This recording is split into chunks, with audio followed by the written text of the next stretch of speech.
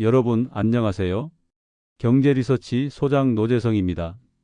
오늘 제가 전해드릴 내용은 우리 모두의 미래, 그리고 현재 우리 부모님과 어르신들의 삶을 바꿀 수 있는 중요한 복지 정책 변화에 관한 것입니다. 지금부터 말씀드릴 내용을 끝까지 들으신다면 여러분은 최대 800만 원에 달하는 실질적인 혜택을 받을 수 있는 방법을 알게 되실 겁니다. 하지만 명심하세요. 이 모든 혜택은 저절로 주어지는 것이 아닙니다. 반드시 알아야 하고 신청해야만 받을 수 있습니다.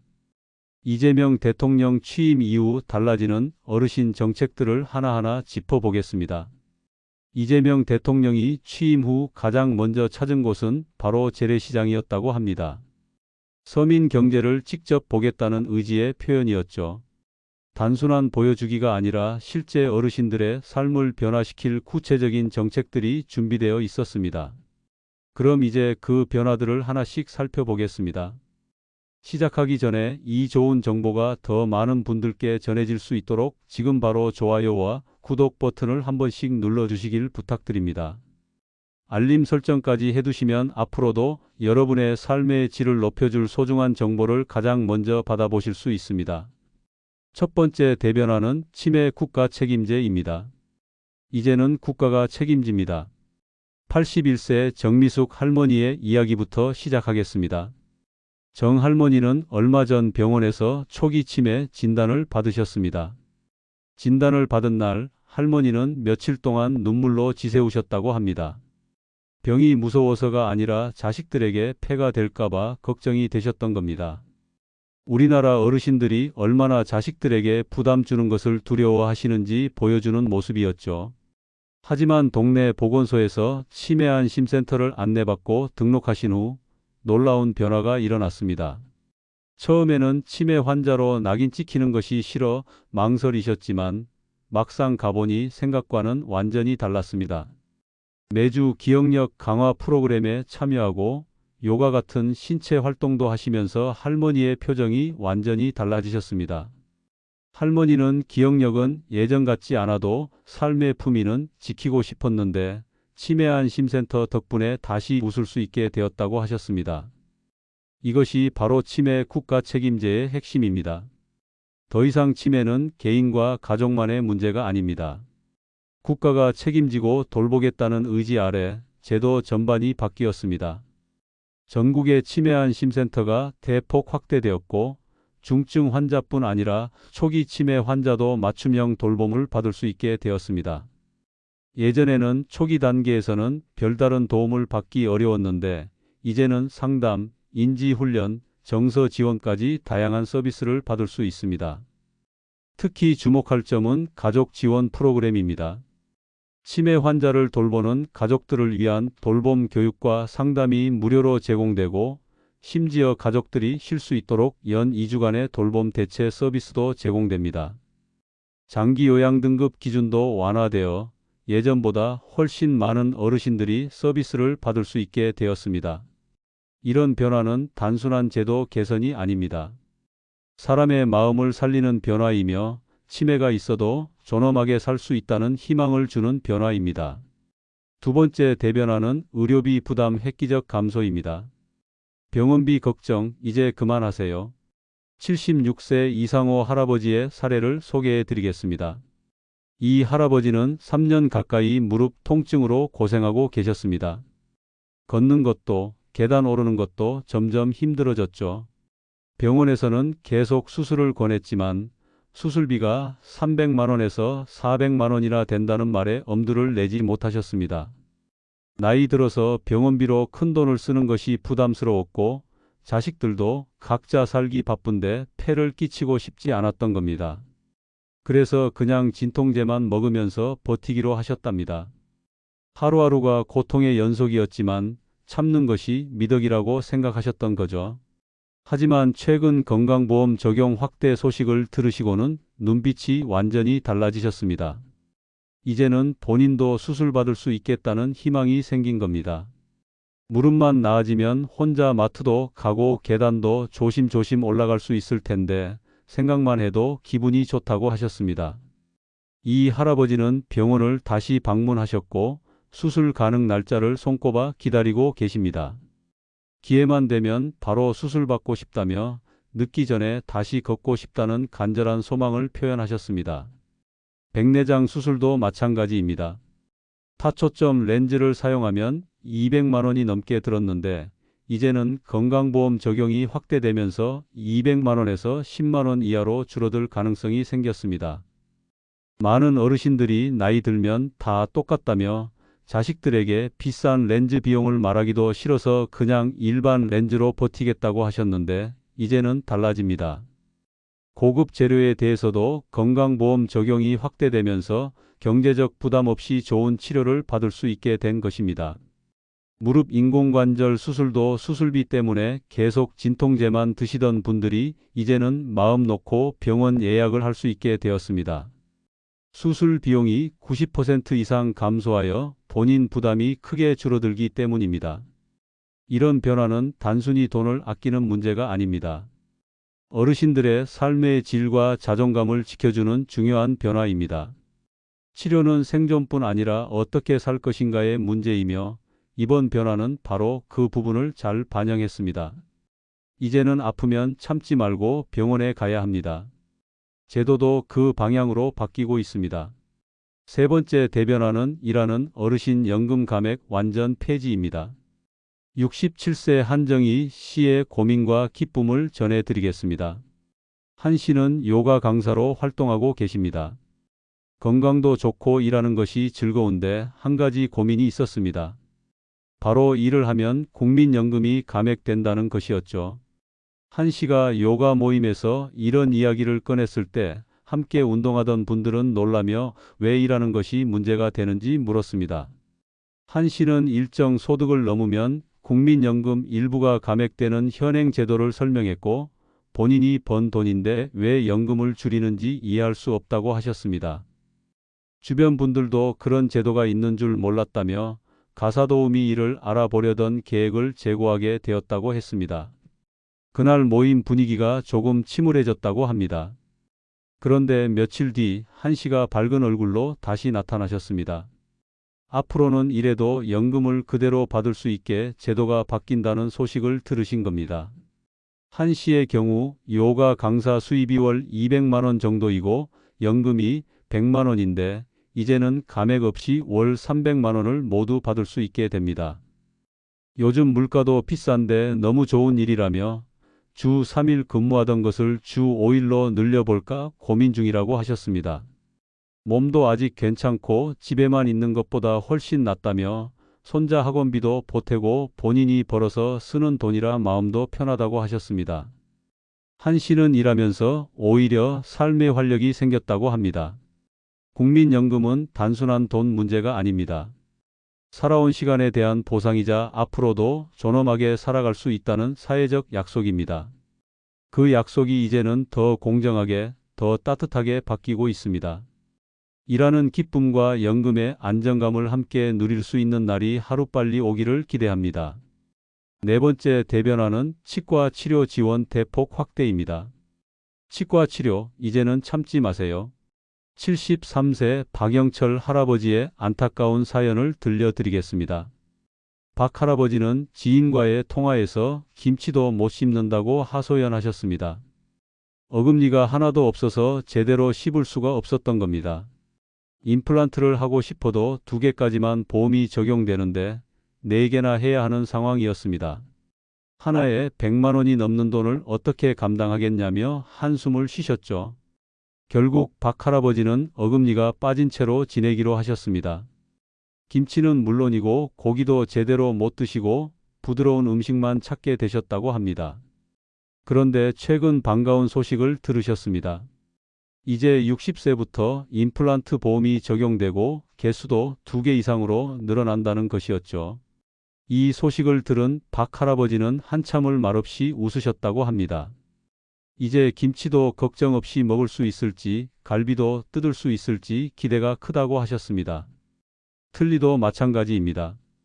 기존에는 7년에 한 번만 지원됐는데 앞으로는 필요에 따라 더 자주 제작할 수 있게 바뀔 예정입니다. 틀니가 맞지 않아 불편했던 분들도 이제는 새로 만들 수 있게 되어 너무 좋다고 하십니다. 지금까지는 임플란트 하나에 100만 원이 넘게 들었지만 건강보험 적용이 확대되면 본인 부담은 30% 수준으로 줄어들게 됩니다. 이런 변화는 단지 돈을 아끼는 문제를 넘어서 어르신들의 식사 시간과 자존감을 지켜주는 중요한 변화입니다. 치아는 단순히 음식물을 씹는 도구가 아닙니다. 사람의 인상을 만들고 자신감을 지켜주는 중요한 신체의 일부입니다. 그동안 나이 들어 치아가 빠지는 것은 당연한 일처럼 여겨졌지만 이제는 달라집니다. 편하게 씹고 마음 편히 웃을 수 있는 날이 점점 가까워지고 있습니다. 다섯 번째 대변화는 돌봄 서비스와 간병비 지원입니다. 65세 최순자 씨의 불안과 안도를 전해드리겠습니다. 최 씨는 혼자 살고 계십니다.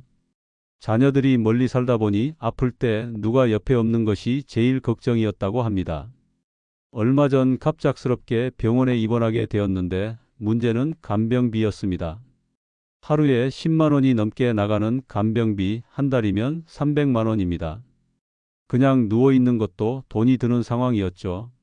자식들에게 미안한 마음에 말도 꺼내기 어려웠다고 합니다. 그런데 이번에 건강보험에서 일부 간병비를 지원해 준다는 이야기를 듣고 얼마나 안심이 되었는지 모른다고 하셨습니다. 돈도 돈이지만 자식들에게 미안하다는 말을 안 해도 된다는 것이 제일 좋았다고 합니다. 실제로 간병비는 중산층에게도 큰 부담이지만 돌봐줄 가족이 없는 분들에게는 더 절박한 문제입니다. 이제는 건강보험이 일부를 책임지면서 병원에 누워있는 시간도 덜 불안하게 될 것 같습니다. 혼자 사시는 분들, 요양 서비스가 필요하지만 망설였던 분들께도 희소식입니다. 예전에는 하루 4시간만 제공되던 재가요양 서비스가 이제는 6시간에서 8시간까지 확대될 계획입니다. 요양보호사 인력도 대폭 확충되고 이용자 본인 부담금도 줄어들 예정입니다. 돌봄 시간이 늘어나면 식사 보조나 위생 관리뿐 아니라 정서적인 안정감도 더해지겠죠. 이런 변화는 단순한 복지 혜택이 아니라 혼자 사는 노후에도 우리는 지켜지고 있다는 안도감을 줄 수 있는 중요한 전환점입니다. 누군가의 돌봄을 받는다는 것은 약해진다는 뜻이 아닙니다. 이제는 당당하게 도움을 요청하고 당연하게 지원받을 수 있는 시대입니다. 여섯 번째 대변화는 교통비, 통신비, 문화비 지원입니다. 74세 김정순 할머니의 일상을 살펴보겠습니다. 김 할머니는 스마트폰은 있지만 요금이 아까워서 잘 사용하지 않으신다고 합니다. 지하철을 탈 때마다 요금이 오르니까 괜히 외출도 줄이게 된다고 하셨죠. 겉보기에는 작아 보이는 비용이지만 어르신들께는 매달 체감되는 생활비입니다. 정부는 이런 부담을 줄이기 위해 65세 이상 어르신을 대상으로 교통비는 월 5만 원에서 최대 10만 원까지, 통신비는 월 3만 원까지 지원하고 문화비는 연 20만 원까지 바우처 형식으로 지원하는 정책을 추진하고 있습니다. 이를 다 합치면 1년에 약 132만 원을 절약할 수 있습니다. 교통비가 줄면 외출도 자유로워지고 통신비가 줄면 손주들과 영상통화도 자주 하실 수 있겠죠. 문화비로는 책을 사거나 연극, 공연을 보는 데 쓸 수 있으니 여가 생활도 더 풍성해질 겁니다. 무엇보다 서울만이 아니라 지방에 거주하시는 분들도 동일한 혜택을 받을 수 있도록 범위를 확대하는 방안도 함께 추진되고 있습니다. 예를 들어 74세 신영자 할머니는 통신비 때문에 스마트폰은 있지만 데이터는 거의 끄고 사십니다. 요금 폭탄이 나올까봐 문자만 겨우 사용하고 손주 얼굴도 영상통화로 못 본 지 오래됐다고 하셨습니다. 그런데 이 정책이 시행되면 월 3만 원 통신비 지원만으로도 데이터를 부담 없이 쓸 수 있게 됩니다. 이제는 손주 얼굴도 자주 보고 카카오톡으로 동영상도 받아볼 수 있을 것 같다며 오랜만에 환하게 웃으셨다고 합니다. 이처럼 생활 속 작은 변화들이 어르신들의 마음을 따뜻하게 해줄 수 있습니다. 경제적 여유는 물론이고 외로움을 덜어주는 데도 큰 역할을 하게 되겠죠. 지금 당장은 작아 보여도 누군가에게는 하루의 행복이 달라지는 변화입니다. 7번째 대변화는 재난과 위기 상황에서의 안전망입니다. 작년 여름에 안타까운 사건을 기억하시나요? 옆 동네 아파트에서 혼자 사시던 할아버지가 에어컨 전기료를 아끼시다가 열사병으로 돌아가신 일이 있었습니다. 폭염이나 혹한 같은 자연재해는 혼자 계신 분들께는 생명과 직결된 문제입니다. 에어컨이 있어도 전기료가 부담돼서 안 틀고 참다가 병이 생기고 겨울엔 난방비가 무서워 이불에만 의존하다 폐렴으로 입원하는 일도 흔합니다. 그래서 정부는 2025년부터 냉방비, 난방비를 대폭 지원하고 에너지 바우처도 확대할 예정입니다. 독거노인, 쪽방촌 거주자, 노숙인 등 약 40만 명이 주요 대상입니다. 경로당 냉난방비 지원도 병행하고 각 지역에는 무더위 쉼터와 혹한기 쉼터도 운영될 예정입니다. 단순히 돈만 지원하는 게 아닙니다. 위험을 미리 감지할 수 있도록 인공지능 기반 응급안전 알림 시스템도 도입되고 생활지원사가 정기적으로 방문하고 전화로 안부를 확인하는 시스템도 함께 가동됩니다.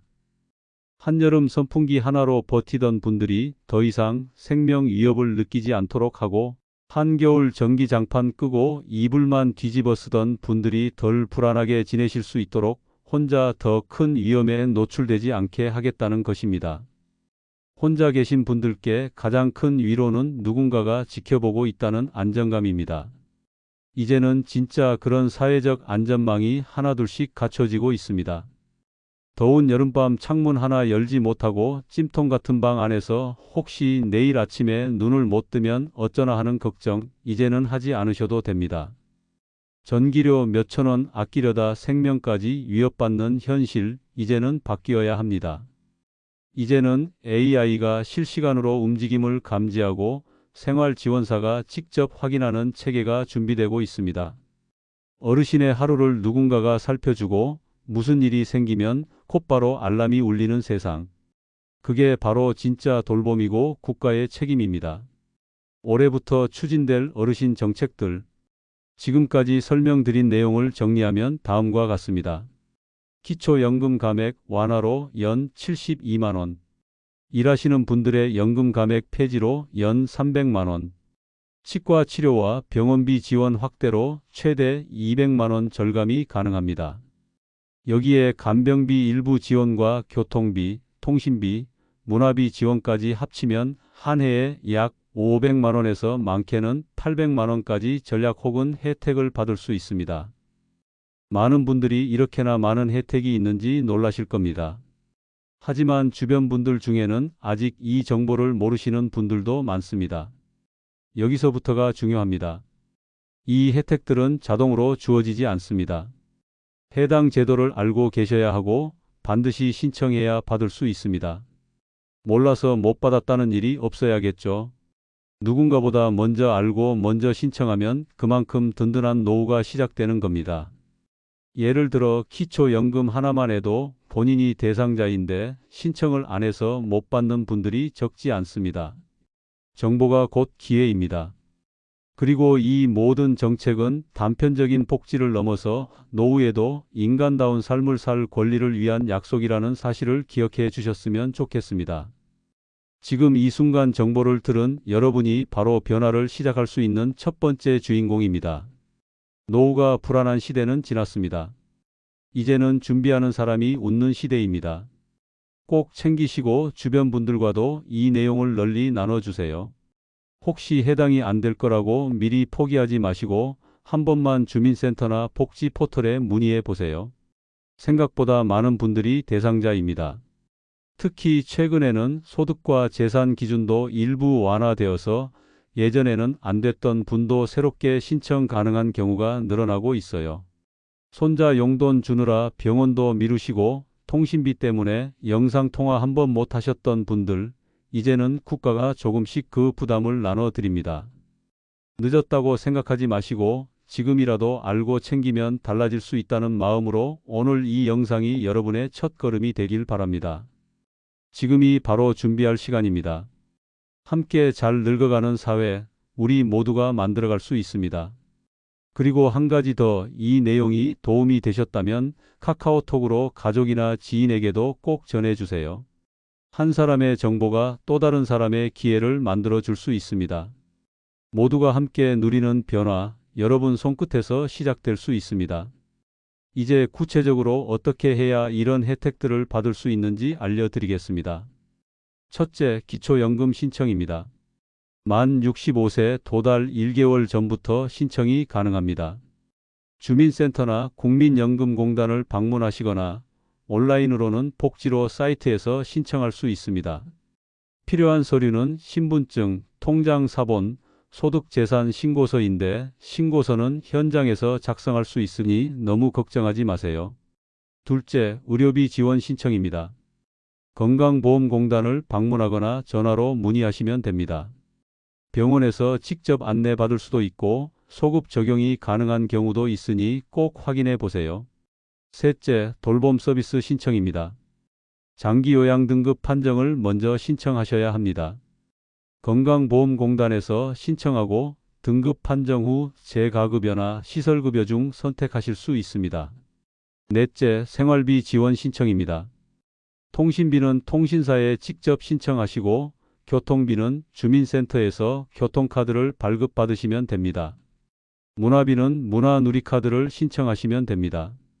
신청할 때 주의하실 점이 있습니다. 서류 준비는 미리미리 하시고 모르는 것은 꼭 물어보세요. 주민센터 복지 담당자, 국민연금공단 상담원, 건강보험공단 고객센터 등에서 친절하게 안내해 드립니다. 온라인이 어려우시면 직접 방문하세요.